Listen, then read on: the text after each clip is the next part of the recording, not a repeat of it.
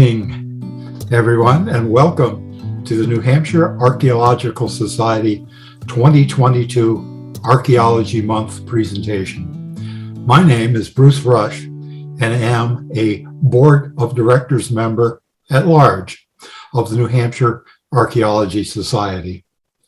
This evening, we are pleased to welcome Matthew O'Leary, a doctoral student at the Syracuse University. I was going to say the University of Syracuse. My apologies.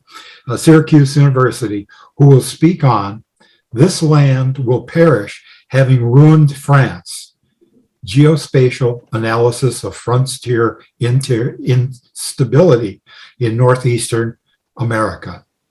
Thank you so much, Bruce, for that wonderful introduction. Before I begin, I'd like to acknowledge with respect the Onondaga Nation, firekeepers of the Haudenosaunee, the indigenous people on whose lands ancestral land Syracuse University now stand. As previously mentioned, I will be presenting a selection of my article from the upcoming special issue of the New Hampshire Archaeologist Journal, which is dedicated to the memory and career of David Starbuck. In honor of his impressive catalog of work within fortification and conflict archaeology, particularly within the Northeast, this issue brings together multiple contemporary archaeological perspectives on the investigation of historic fortifications, from their discovery and excavation to their preservation and public interpretation. My work engages specifically with geospatial analysis of fort sites within the broader colonial landscape of New York and New England, attempting to understand the regional systems which animated conflict, expansion, and constriction throughout the contested northeastern frontier of the 17th and 18th centuries. I will present my research as 3 case studies, all covering the same period, but with different regional focus. So pull up my slideshow here. Hopefully everyone can see it. We just did our little test run. So the first case study covers the Champlain Valley down through Albany, while the second examines the southern shore of Lake Ontario and central New York. These 2 case studies together relate to one central research question: what role does local conflict play in sparking global warfare? As Bruce noted in his introduction, the battle in earnest for control of North America begins far earlier than these 18th century wars we might be more familiar with. My third case study covers northern New England, specifically the New Hampshire and Maine shores, in an attempt to understand how various agents, such as merchants, missionaries, and militaries, might have viewed the contested landscape of the colonial era.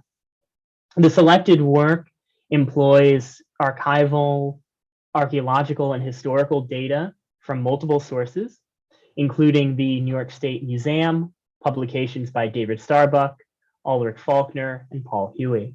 I integrated this information together with digital elevation models from the US Geological Survey via ArcGIS Pro 2.4 to knit together a comprehensive and geotemporal model of this early frontier. I'm sure some of you attended Dr. Rockwell's wonderful presentation yesterday, so aspects of my methodology may seem familiar to you. To make sure we're all starting from a good basis, geospatial analysis just refers to any analytical technique where data is associated with a specific location. This generally also involves how that data is represented and how it is displayed. The information which I use for my analysis includes slope classes, which display the grade of the incline on the landscape, cost rasters, which display how much effort is required to move across the landscape, and cost path, which use the previous data to find the easiest route, which is what least cost means, between 2 specified points or regions. I believe it's worth acknowledging that this project emerged during the period of lockdowns and great uncertainty throughout the Northeast. It's reflective of the need for archaeology to remain flexible in our use of relatively diverse sources during these times of trial. Improvements in geospatial, statistical, and archaeometric technologies increasingly provide new information on previously excavated collections and further our understanding of the past, even when we cannot conduct new excavations. Before we begin the archaeological portion of the evening, I want to ensure that everyone is on roughly the same page regarding colonial or contact era history in the Northeastern United States. We might assume that places known today as New England or New York would have stood as staunch bastions of British authority in the New World. However, I expect that many in this room know that was not the case. Of course, both regions were home to powerful and diverse indigenous nations for millennia prior to European exploration. The Haudenosaunee and Abenaki were particularly prominent here in the Northeast. Maine, Vermont, and upstate New York all experienced colonization and militarization under France as well as England. Likewise, the Dutch first colonized much of what we now call the tri-state area around New York City. Many of the Dutch continued to live in these lands following English conquest during the mid-17th century. One of the broader themes of my ongoing dissertation research is how we understand material assemblages of these diverse groups. Unfortunately, for those of us who are like me, where you kind of want these clean answers, Dutch sites did not only produce Dutch artifacts, nor are only French ceramics found in French settlements. I will present a case that understanding the complexities of geospatial landscapes surrounding these colonial outposts can prove helpful to archaeologists working to situate diverse international artifacts within the complex world systems of the early modern period.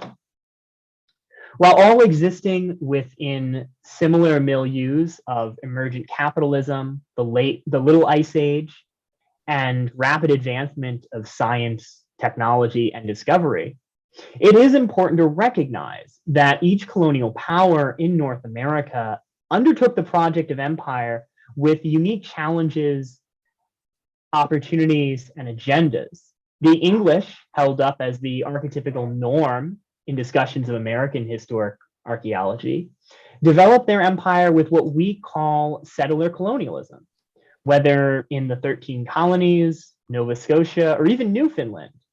English and later British territories in the Northeast were often populated by families of colonists, men, women, and their children settling together in the New World. Whatever their backgrounds in the British Isle, many of these colonists often became subsistence agriculturalists in the early Northeast. While Amerindian people knew agriculture and widely practiced it prior to European contact, the lack of large domesticates on this continent whose droppings could be used as fertilizer necessitated swidden, or what we might call slash and burn agriculture across indigenous farms from central New York through southern New England. European notions of land held privately and in perpetuity clashed directly with the far more habitually mobile indigenous nations who preceded them here. We should not ascribe all the animosity between the British and the Amerindians solely due to ecological determinism, as many of the actions undertaken by colonial populations and imperial administrators continually and directly stymied any hope of a lasting and stable peace. Throughout the 17th century, official English policy forbade the sale of firearms or munitions to Amerindians. This stemmed from fears that an armed indigenous population could push the still marginal colonies back into the sea. Tensions grew especially high when English authority replaced French or Dutch officials who did not hold such strictures against arming native allies. That this presentation is being given in English rather than in French or in Dutch proves that the French efforts to establish hegemony in the region were less effective. A prevailing mythos of the French legacy in North America is that they sought to undertake a kind of humane or more gentle colonial project. You might see this in claims that the Jesuit looked for more syncretic conversions rather than the puritanical praying Indian towns of New England, or that the French created this network of trade and alliances rather than displacing First Nations with agricultural European settlers. Well, this does sort of reflect the situation in the nascent colonies. Historical documents remind us that this was never the French intention. When we look at the settlements that were considered successful in New France, as rare as they were, we see that a lot of the amiable relationships between French and Amerindian groups came due to French failure to achieve the same policy as the British Empire. In my areas of research, the only one that saw significant French civilian settlement was actually the Champlain Valley in case study 1.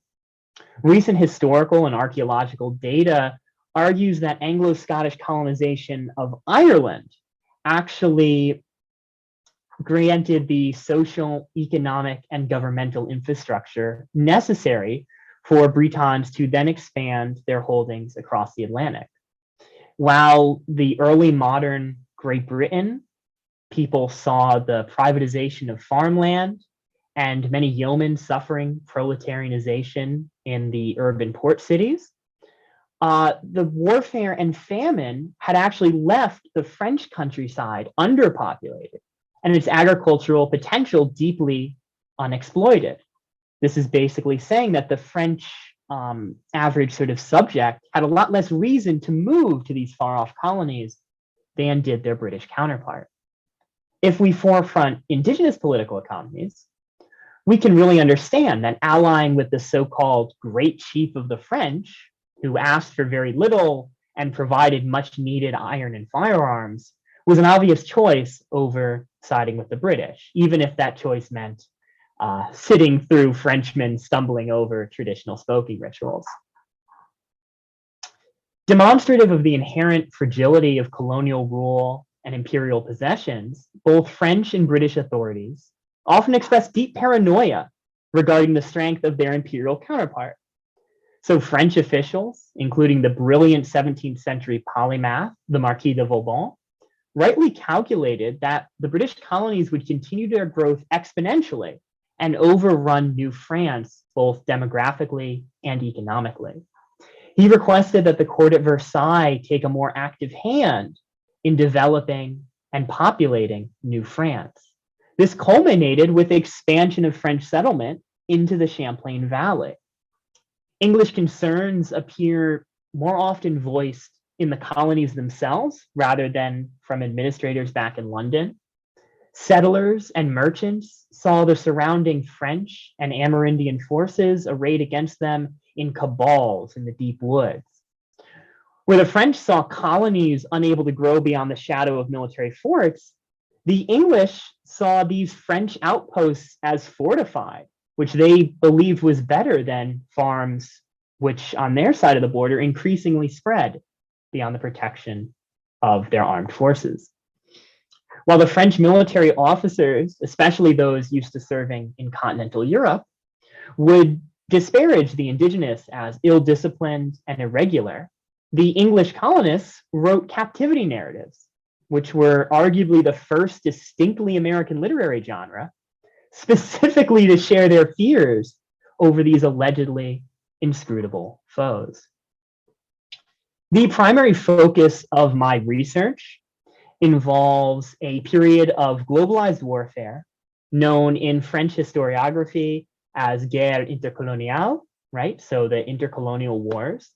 These are 4 conflicts better known in North America as King William's War from 1689 through 1697, the Queen Anne's War from 1701 to 1714, King George's War from 1740 to 1748, and finally, the most famous, the French and Indian War from 1756 to 1763. I do note that these dates are very much should be considered sort of rough or approximate dates.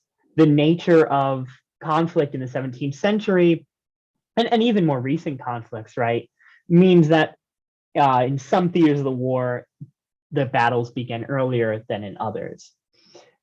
You can also see as well that these wars are known by different terms in their European theaters. The inciting incidents and military campaigns of the First Intercontinental War really highlights the marginal positions of European colonies in the Northeast and really across North America at this time. Primarily fought over not access to land, but access to northeastern fisheries in the Gulf of St. Lawrence and Midwestern fur across the Great Lakes and down the Mississippi. Both France and England heavily employed indigenous proxies in this conflict. The Second Intercontinental War highlighted the growing disparity between England and France in the region, as the military advantages of settler agriculturalist populations begin to really show in favor of England. While the French, as before, relied on Amerindian allies, the English drew increasingly on a more sizable colonial population and actually succeeded in conquering and holding both Acadia and Newfoundland. Tragically, this set the stage for the mass deportation and suppression of Acadians by the British in the coming decades. The Third Intercolonial War presented an ever more striking display of local power as colonists from Boston, essentially of their own accord, actually sailed all the way up to Louisbourg in the Canadian Maritimes and seized the French royal fortress there. Though France negotiated its return in a peace treaty with London, exchanging a piece of Indian territory, so subcontinental Indian, it really goes to show just how much the British colonies were superseding their French counterparts.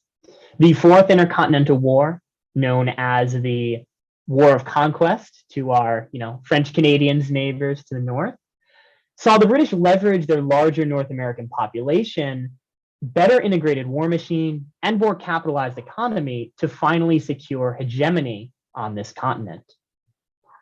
One major debate which still animates American scholarship of the colonial period remains how we conceptualize these wars in relation to imperial and local entanglements. While the truth assuredly and always lies somewhere in the middle, I do want to present you the two extremes of this historical debate. The first position holds that colonists and their local allies held fundamentally peaceful and profitable relationships across imperial lines, only falling to warfare when demanded by imperial authorities.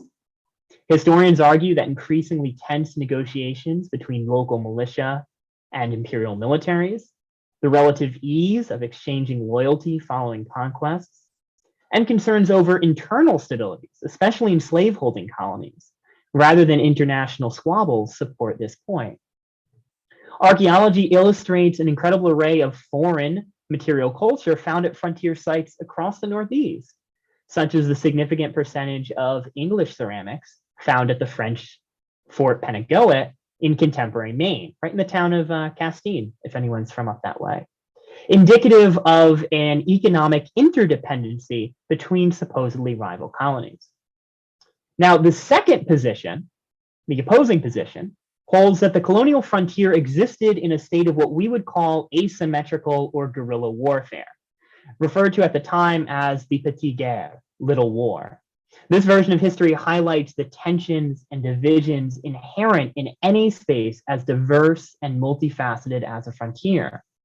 The colonization and exploitation of the Northeast entangled national conflicts from both sides of the Atlantic, and even fostered a competitive environment where co-ethnics often proved the most formidable rivals.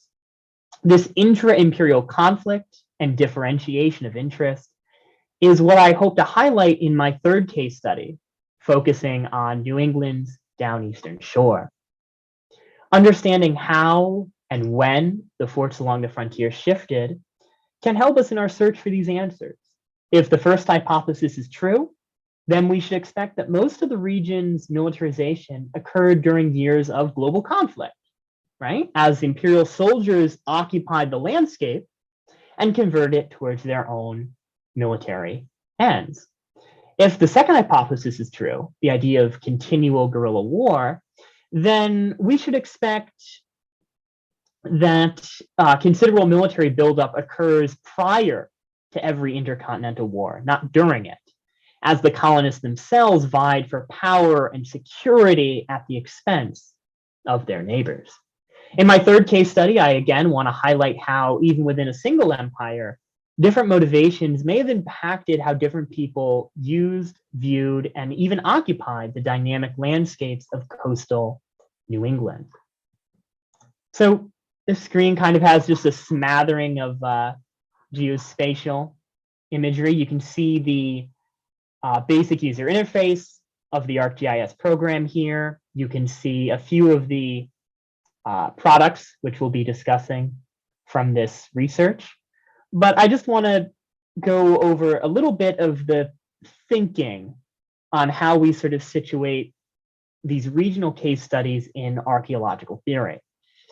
Basically, ArcGIS allows me to treat every case study as if it were a single site. And then we imagine each fort as if it's a single artifact or assemblage that we've excavated within that site. So a lot of what I'm doing really wouldn't be all that controversial, right? Most archaeologists today are familiar with mapping the location of artifacts and excavation units into geographic information systems. Even the more complex geospatial analysis are becoming increasingly common within modern archaeological practice. For example, we have a lot of work doing sightlines on plantations or least cost mapping through cities. As was mentioned last night, that's essentially what Google Maps does for you every time you ask it to find directions. My work in the Northeast takes these same concerns and opportunities, but applies them to a regional level. Modern archaeology recognizes that often the context of an artifact is really almost as important as the artifact itself, maybe even more. Geospatial analysis allows us to make these connections explicit, to visualize complex relationships between artifact locations, and even to perform numerically complex calculations, highlighting connections that may have otherwise been missed. My work builds methodologically on predictive mapping previously conducted in the region to locate and incorporate Paleo-Indian occupations. This work is done with the creation of cost rasters and least cost path. These are geospatial data sets which attempt to model the desirability of specific parcels of land, known to us as pixels, based on factors like steepness of slope, availability of water, or even soil type. As people who did not leave any written records, geospatial analysis between archaeological sites approximates where populations traverse the landscape and highlights areas of high archaeological potential. While European colonial occupations did leave written records, these accounts rarely reflected the daily lives of smallholding farmers, independent traders, or enlisted soldiers. Geospatial analysis should not be considered deterministic, but it can help us to better understand how everyday people may have experienced the quotidian activities of the frontier. To quote from David Starbuck's own work, archaeology provides a necessary link with ordinary people, extraordinary events, and all of the very tangible artifacts, stains, and features they left behind. Just as archaeologically based interpretation and reconstruction of conflict sites can make the past seem real and come alive, so too can modern geographies help animate past frontiers. So my first case study involves the Champlain Valley, the Mohawk and Hudson River intersections. So northeastern New York, and then a little bit of Vermont. Two crucial factors of this region's hydrology must be discussed to understand historical usage of the land. First, that the Hudson River, known as the North River to the Dutch, was navigable up to Albany and even up a little further to the Mohawk River and beyond, but did not connect to the Lake Champlain nor to the Great Lakes prior to the building of canals in the early American Republic. Secondly, the Richelieu River was not navigable from the St. Lawrence into Lake Champlain without portages around rapids and waterfalls. These geographic conditions gave advantage to Protestant forces from the south, which should be apparent when looking at the differences in numbers of forts here in this region. Europeans first fortified the region in 1624 with the Dutch Fort Orange in modern Albany. This was ceded to the English in 1664. The French also built Fort St. Anne in 1666. Fort St. Anne today is a Catholic shrine on Île-les-Mottes, just south of the Canadian border. So it's the topmost blue dot that you can see up on your screen there. The 17th century forts along the Richelieu River held an immediate and explicit purpose: protection of allied Amerindian traders, including the Abenaki, from Mohawk ambush, a phenomena once so common along that river that it was known to the French as the Rivière Iroquois. So Iroquois is deriving from an Algonquin slur against their Haudenosaunee opponents and rivals. The furthest southernmost outpost of the French along Lake Champlain was, was Fort Carrion or Carrion, today at the location of Fort Ticonderoga, roughly along La Chute, going into Lake George. So far from the earlier rectangular forts, which were really just attempted to mitigate small arms fire from brief raids, Fort Carrion was built by the Canadian Marquis Lotbiniere as a modern star fort in 1755, designed to withstand the full brunt of a European field army bringing modern cannons. Now, interestingly, the site of my own dissertation research, Fort St. Frederick, occupied not only a middle ground in the geotemporal sense, but also in its design. The main structure was a 20 to 30-foot tower built in 1734, bristling with cannons and loopholes in the same late medieval style as the forts along the Richelieu River. Though ineffective against cannon fire, it would have certainly cast an imposing shadow over those passing by along the lake or living under its protection. But surrounding this keep, you can see that the French build this, what would have then been a modern star fort, just a few years after, if not concurrently, with the tower itself, fully in line with notions of military engineering practiced in Europe. This transformation should be understood as temporal and geographic. The frontier is uniquely challenging to conceptualize because of this dual fluidity. Modern technologies can help alleviate this. Encoding temporal data along with site locations allows for a granular slider to be employed. Now, it's not really easy to show on a slideshow, but I do hope we can approximate that in a little bit. For example, at the site level, we might see footprints of structures emerging or falling into disuse. And on this regional level, we can instead note the ebb and flow of frontier militarization. There we go. So the British expanded north and west from Albany, while the French trekked south from Montreal. This explanation can be illustrated mathematically by creating least cost path to every fort in the region from these riverine entryways. This means essentially that the program will calculate the least physically intensive route from any originating point, so in this case, the Richelieu and Hudson rivers, to every individual point of interest, in this case, the forts. Conducting this evaluation revealed very little unexpected data You can see that the British mostly occupied positions further south, right? So these are all going to be British down here, while the French held fortifications more to the north. You do see a few sort of outliers right up here, but these are forts that the French occupy during the French and Indian War. Forts the British occupy during the French and Indian War and basically reconstruct once they've secured control of the region. So if we view the data a little differently, we can see how the topography of the region truly canalizes any force that attempts to navigate it. Between the Adirondacks and the Green Mountains, the lakes and rivers provide an appealing but also vulnerable corridor for travelers of all stripes. So the crafting of an ideal path through the region, which is what you see on the right, so that would be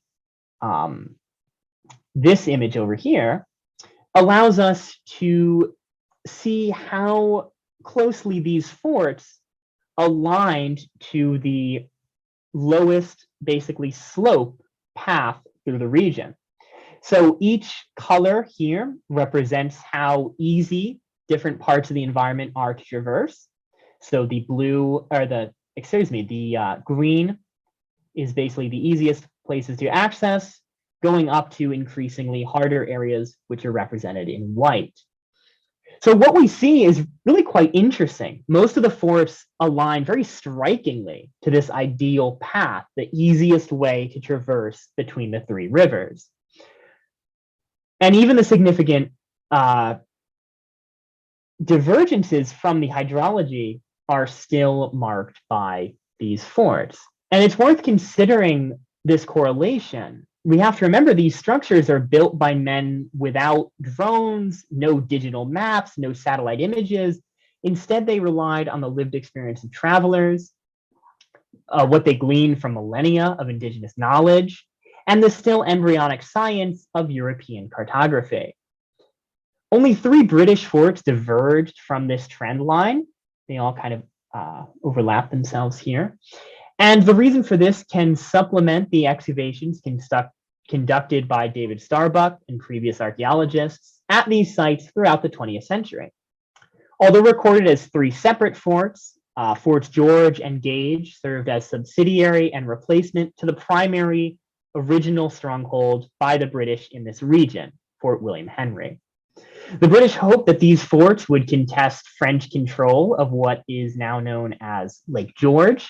21st century excavations and curation methods led by David Starbuck's team indicate the importance of these contested outposts, both during the French and Indian War and our own Revolutionary War. They also demonstrated the complex foodways of soldiers at the tip of Britain's spear in the underbelly of New France.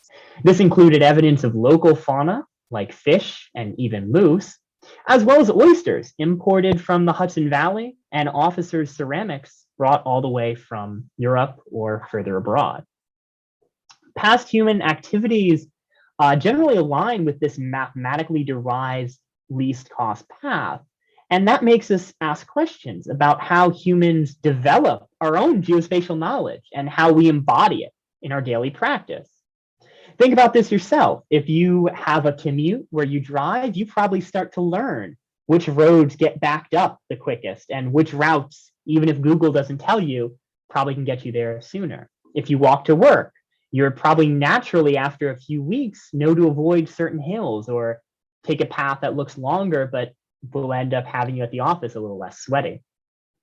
We ask questions about the temporality of divergences from the least cost path. Did the European forts become closer aligned to the pathways as they developed better knowledge of the region? Or did fortifications expand outwards to defend colonial settlements as they expanded beyond the most easily accessible parts of the region? Even with this limited sample size, we can still analyze the temporal and spatial relationships. Viewing all the forts of the region as a single graph, we can see that those dedicated to the British efforts at Lake George, decidedly off the best cost path for the region, greatly skew our results. With these outliers removed, however, we can see that there is still a direct correlation between date and amount of divergence from the least cost path. This information appears to indicate that British control and population in the region increased, and they expanded out from natural lines of drift. While of only limited inferential utility here, this analysis could prove really insightful into expansion of European settler colonies should we incorporate non-military sites, such as farms, homesteads, or even mills.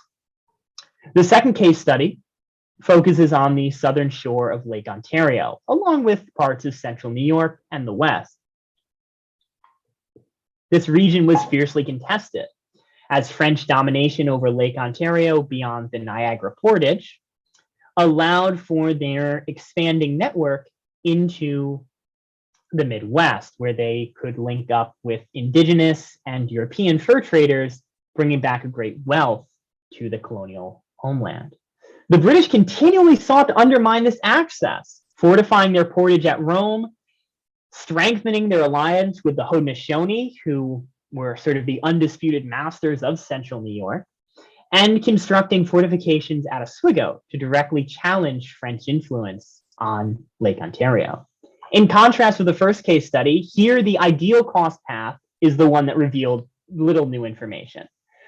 Basically, it shows what the British were complaining about, right? It's a lot easier to go from the St. Lawrence River across the lake to the Niagara Falls portage than it was to follow the interconnected lakes, rivers, and portages of central New York. In contrast to the first example, the French held this hydraulic advantage, and even though they couldn't necessarily farm these areas as well, it brought great fur wealth into their empire. Cost analysis also highlights the importance of the Oswego River and the idea of going north to go south, which meant going a shorter cost distance, going a shorter cost distance, even though it's a longer Euclidean distance. In order to directly challenge French control of the West, the British followed central New York's rivers, constructing fortifications at key portages where their cargo or boats would need to be transported over land. This path of least resistance eventually led them to construct a series of fortifications on the site of what would become Oswego. The cost path to these forts, however, emphasized the inherently tenuous position the British held there. Despite appearing as sensible continuations of the British fort complexes in central New York, what cost path shows is that there is a considerably lower cost of traversal from Canada compared to the southeastern position of New York. And this provides a great explanation for understanding why defending Oswego from a New York-based power proved a continually Sisyphean task. While avoiding determinism, archaeological theory really stresses the importance of understanding directionality in our material circumstances. 3 times in colonial conflicts, similar fates befell the defenders of forts at Oswego. During the French and Indian War, the British fell to the French advance under General Montcalm, who should be recognized by any literary or cinema buffs, right? That's a plot point in Last of the Mohicans. The Revolutionary War, not only did the British seize Oswego's forts, they also illegally held the territory for over a decade after the end of the war. And finally, during the War of 1812, American defenders at Oswego fell once again to a British invasion from Canada. As previously discussed with colonial expansion, while showing what we already know may not be headline-worthy news, it can still be an important element of ground truthing. We see that mathematically, the weakness of any New York-based military attempting to hold Oswego provides greater insight into the campaigns fought over our history. Likewise, such an oft-conquered fort does appear as an outlier within geospatial framework. And this helps prove the utility of these technologies for our colleagues who work without the aid of written histories. My third and final case study will be presented in the upcoming New Hampshire Archaeologist publication. However, it is still a work in progress. It covers coastal New Hampshire and Maine, known as the Downeast during the Age of Sail. It's a highly contested frontier. However, by the 18th century, the region had pretty firmly been occupied by British authorities. But this was not the end of conflict. There was still a lot of disagreement over how it would be integrated into the globalized world system. In this case study, I'm really interested in trying to explain not differences between French and English, but rather how different groups like merchants, missionaries, and militaries all used, occupied, and perceived this negotiated landscape. One of my big research questions is, do we actually expect to see any differentiation? Early modern colonial outposts are very multifaceted. They may have served trade, and often did serve trade, religious, and governmental functions in one locale. This is still an ongoing work in progress. I'm still compiling these data sets and bringing them all together. So I'm definitely interested to hear, any of your theories as to what I may find as well. And I look forward to folks getting the chance to read it in the special issue of the New Hampshire Archaeologist. So as previously discussed, both my first and second case studies attempt to evaluate two competing theories on the relationship between global tension and conflict. So there's that first theory, which said that the colonies were mostly peaceful and the empires forced them to war, versus the second theory, which said that the colonies were always in this sort of low intensity warfare and used these global wars as an excuse to escalate these violences. So we can see that before King William's War, there was, very little fortification. And during the war, the only construction that was added was Fort St. Anne among the Iroquois by Lake Onondaga. This makes sense as the war was primarily fought with indigenous proxies. And you'll note that from the previous mapping, that fort is very far. It's a very costly path for the French to maintain, and they actually abandoned the fort within a decade. By 1701, very little had changed. They were still beyond the scope of the fledgling imperial centers like Montreal and New York City. By the end of the conflict, however, we see a rather striking militarization to both the north and the west of Albany by the British. 7 fortifications constructed. Now, prior to King George's War, the most important fort to note is Fort Oswego, built in 1722. It marks the first direct intercession of British military posturing on Lake Ontario. Prior to this, they'd used their alliance with the Haudenosaunee to attempt to pressure the French. Now, in the east, the French drew ever closer with the construction of Fort St. Frederick and its supporting fort across the lake, as well as the British Fort Anne. Now, following this war, accounts such as Peter Kalm's 1749 travelogue note devastation and abandonment of the frontier by both European and indigenous civilians. Interestingly, the same text also claims that Fort Anne, so the British Fort Anne, held very little military purpose, but rather existed primarily to prop up the fledgling military-industrial complex of nearby Albany. Now, this is a really interesting assertion, which begs archaeological and geospatial analysis into this alleged colonial era Halliburton scandal.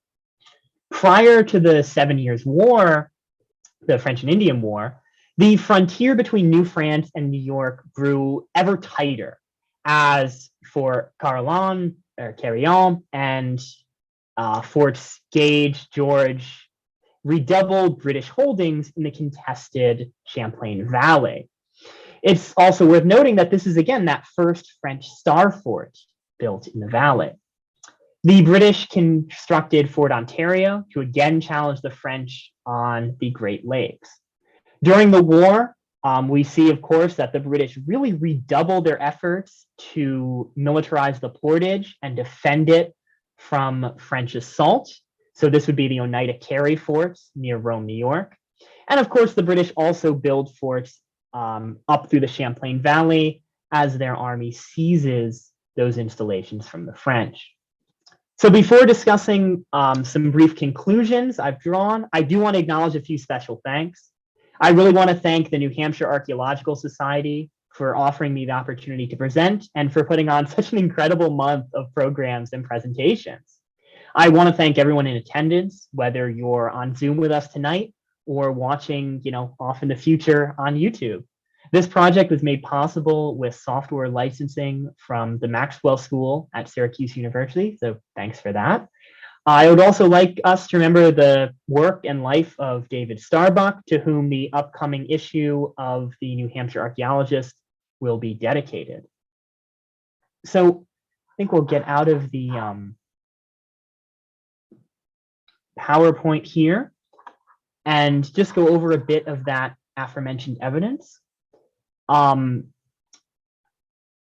at all these forts and looking at these numbers and these timelines, I would argue that the militarization of the French and English frontier is best understood as a phenomena where these local officials and interests, during times of peace, established these far-reaching claims which necessitated enforcement by the imperial state during times of war.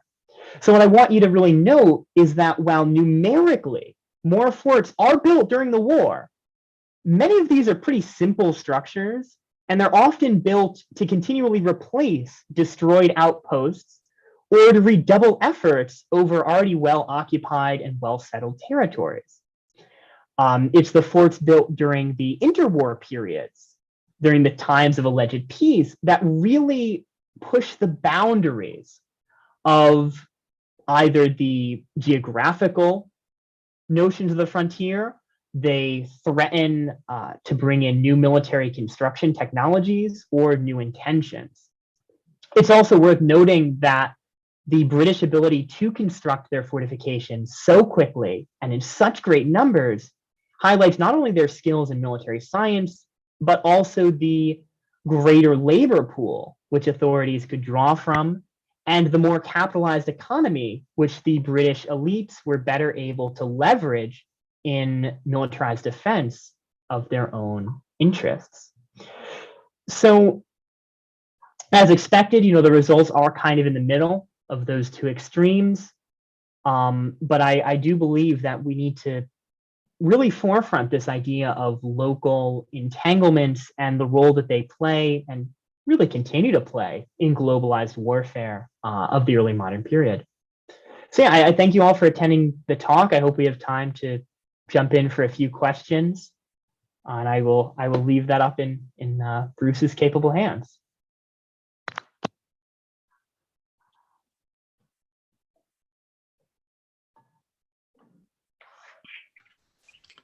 Bruce, you're muted. How can that be? Me muting myself? Unbelievable. Matthew, thank you very, very much for an interesting and a very informing presentation. We've got a few questions here that will get you started. And then I've got a few of them to probe a little bit on a couple of your thoughts. Yes, sir. Look forward to it. Did you ever get George Leduc asks, did you ever get a chance to dig with David Starbuck? Yeah, that is, a really kind of tragic story. Of course, my dissertation advisor, Krista Corus, worked very closely with him many times. I was actually supposed to join him the first summer of my doctoral program, but he had already fallen very ill and was not going to be out in the field. I was planning to join him on the Fort Edward excavation. I think this would have been summer of 2020, but don't quote me on that. So no, unfortunately, I kind of missed my window to excavate with him by a very brief very brief amount, but I've heard all the best from Chris DeCourse. So it's an honor to be part of the commemorative journal. George also asks, are you familiar with a fort on the New York-Canadian border, sometimes referred to as Fort Blunder, because it was built in the wrong place? Nothing is ringing a bell in terms of Fort Blunder.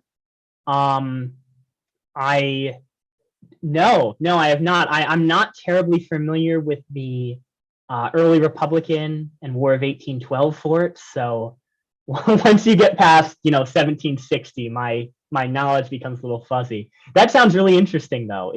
It really highlights how important all this cartographic kind of knowledge was to our ancestors and the people settling this region. The first historic archaeology that was funded by the US federal government was actually at St. Croix, up on the border with Maine and St. Brunswick, to basically do just that, figure out where this fort was placed in the ground, because a treaty said that was the border between America and Canada, but people had forgotten where the fort was. So no, I'm not familiar with Fort Blunder, but I look forward to what I'm sure is a very fascinating story about it. Deb asks, did the coastal areas participate in the warfare? It would seem that the coast would be higher value and an easier target. Yeah, Deb is completely right. A big part of why the British are able to secure Acadia so much earlier than they're able to secure Quebec City and Montreal is exactly what she says. It's a much easier cost pathing to go across the water, and the French are really sort of hesitant to settle inland in a lot of sort of what we today call New Brunswick and Maine. The coastal areas do participate in this warfare very heavily during the 17th century, much more heavily than the inland areas I'm studying. However, by the 18th century, the inverse of that is sort of, there's really no one left to fight at that point, right? The British are just conducting these, very brutal campaigns of cultural suppression against the French Acadians, who they sort of send to concentration camps and then deport down to Louisiana, as well as the indigenous people, right? King Philip's War, the Metacomet Rebellion is really when the British kind of bring down this very forceful assault into the Northeastern area. Yeah. So yeah, very, very good instincts, Deb. You've got a geospatial mind at work, I can tell. In your presentation,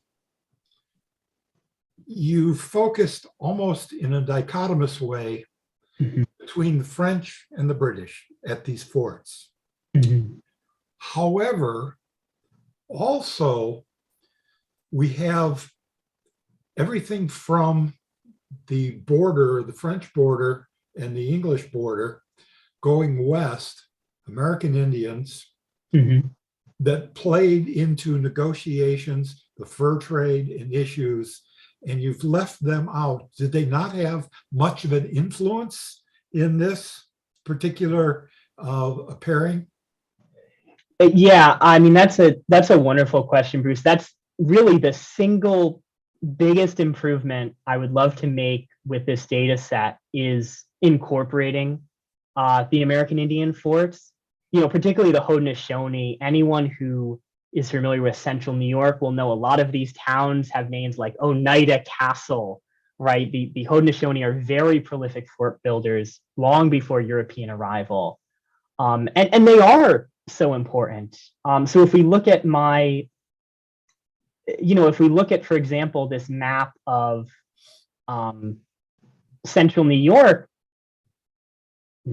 not like that, apparently. If we look at this map of central New York, we see that it looks sort of under-militarized, it looks very under-defended, but the reason that there's no Europeans there is, exactly what Bruce says. The American Indians have such a strong presence in the region. There's no space for the Europeans to really squeak in. if that makes sense. One of the issues I've had with doing that kind of work in a geospatial way is the indigenous populations, even at this point in time, they're still a lot more mobile than the Europeans, and their forts don't tend to be as well recorded in terms of location data.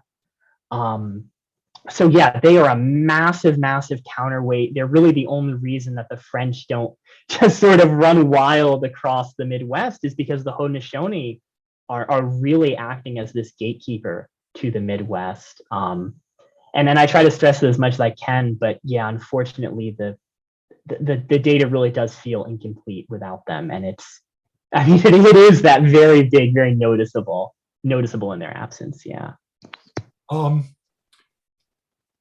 You'll have to excuse, I find this fascinating, the work that you've done. It's interesting. Thank you. So you've taken, using the GIS, you've gone from you've done an abstraction process to make not the artifact becomes the fort. Yes. How, from just a curiosity point of view, in that abstraction process, how then did you select and measure the weighting factors of slope, effort, and least cost, and all of your other variables that you cranked in the mathematical process to make it go? How did you select the weighting of it? And then this will relate to a following question.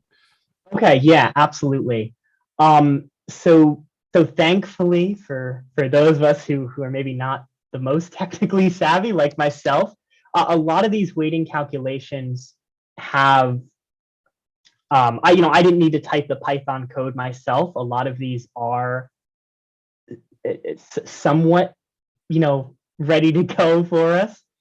In terms of how I got the slope cases, what you basically do is you get the United States government, they do these big scans of all of our country with satellites, and that tells you the elevation. And then you have the computer run an algorithm to turn the elevation into a slope. And then I basically take a function in GIS, I tell it the slope is going to be my biggest factor. So the slope is 85% of how I consider the effort value. And then the remaining factor was whether or not something had water near it or whether it didn't, to basically recognize that water is much easier to traverse than land. So it really is, on the user end, kind of a simple process once you get the technology figured out, and once you get in the headspace. I basically say weight the slope values, which are given from, I think, something like 1 to 100 in this area, and then weight the water as either yes or no. Plug it into the machine, the gremlins do their work, and then it spits out that info. And I can tell it where I want it to go and what I want it to look for. So you weren't interested in looking at the slope. You weren't interested to decide those were optimal places to place a fort. No, not in this research. I'm conducting some of that kind of predictive work with a colleague of mine here at Syracuse, but that is not part of this. I'm just sort of saying this is where they did place the slope. That one chart does talk about how close it was to kind of the ideal pathway through, but I'm not necessarily evaluating how good of a location it was. Yeah. Okay, this leads me into a follow-on. Yeah. And this is Lake George centric discussion, if you will. Yeah. In looking at least cost paths, it would seem to a certain extent that, and I don't mean this in a derogatory way, but yeah, it seems intuitive that the least cost path is through the waterway, because it's the least friction, if you will, to get from point A to point B to point C. Did you go look at some ground movements? Because during the time when the French decided to burn Fort Henry down, they departed from the lake and took a ground path so that they would not be, they were spotted by lookouts or whatever Yeah. the proper term might be. And did you look at some other paths that might have been a good place for a fort that they could have bypassed the water, or is it just intuitively obvious that the waterways were the thing to control? So yeah, so I think that's a wonderful question, because that's the exact kind of follow-up which we could do with a more specified case study, right? So if we want to sort of zoom into here, this assault on Fort William Henry, what we could actually do is we could tell the computer, hey, I want you to find the top 10 best ways to get from the French holdings down to the British. And it says, okay, well, this is the best way to go, and this is the second best, and this is the third way. So you can actually tell it to do all of that now that I have the basic program and the basic sort of raw government data. You can ask those more specific questions. Because I completely agree with you, right? A lot of what we're seeing in Lake Champlain is commonsensical. You follow the valley, you follow the river. So this is sort of just, in a lot of ways, a ground truthing, a proofing of the technology, and showing how these networks work on this macro scale, which we can then ask exactly those questions that you're raising, right? Would the French have been better off if they, took a slightly less efficient path that maybe the British hadn't seen? I think too, this type of data is kind of a lot more useful in areas like Central New York, where you don't have a clear single waterway. So like here, you can already see that these cost pathways are branching and diverging. Mm-hmm. And if you wanted to do more detailed analysis specifically of this Lake George conflict, you could absolutely pull up those paths. And what you can actually do as well, because it's a geospatial data set, and I've considered doing this, I just haven't had the time. If you plot in as a polyline historically known fort movements, like I could plot in Peter Kalm, or I could plot in the French forces coming down to William Henry, you can actually measure their cost value against a segment of the ideal line, which I just think is really, really cool. We can sort of quantify how much are they willing to go off of the best route to be that little bit sneaky, or if they are diverging, what are they going around, right? They're not stupid people. They're going to be avoiding something, whether it's Amerindian raids, whether it's enemy military, whether it's something that doesn't exist anymore on the water. Yeah, I mean, I love it. Those are the exact kind of questions I want to dive into now that I have the sandbox built. One final one from me. Yes, sir. And we'll check with the rest of the viewers. This one's probably a little more historical in nature. You nicely presented the intercolonial wars. Mm-hmm. How were each of these wars viewed by the French and the British government? And how did longitudinally each of those conflicts, if I look at them, this one we won, this one we mm-hmm. lost, we decided maybe we wanted to get the heck out of Dodge. And if I look longitudinally over each of those, what was the direction of pushing it? And the obvious one is, well, they all favored what the British finally wound up doing. But what were the capitals back in Europe thinking about during these time periods? Yeah, I feel a little, the British, as you say, they're kind of riding this high. They're riding this steam. The French response I find actually really interesting, because the area that I'm most familiar with the documents from studying for my own dissertation research, right? That's where I got this wonderful title of "This Land Will Perish, having ruined France. That's from General Montcalm in the French and Indian War. And what's really interesting about that sentiment, this idea that if we keep clinging to North America, we will drive France into debt and into ruin, just for, as Voltaire said, a few patches of snow. So there was part of this French, especially by the 1740s, by the 1750s, who were really saying, why do we care about Canada? Why do we care about this area? We've already secured the fisheries. We have these plantations, which, morally are horrible, but they're very profitable in the South and in the Caribbean. But then there are other people in the French court, and especially the provincial governors. They write actually very brilliant works. Each time because as you say, they really do basically lose each one of these wars. They write very brilliant works about, like, what are we doing wrong? What do we need to do better, right? Sometimes it's we need to integrate the indigenous people better, right? 1701, they have this grand conference to try to create the Pax Gallia, right? Bring everyone to peace. They even have the Haudenosaunee as the sort of de facto ally neutral party for a few years after 1701, which was a huge get for them.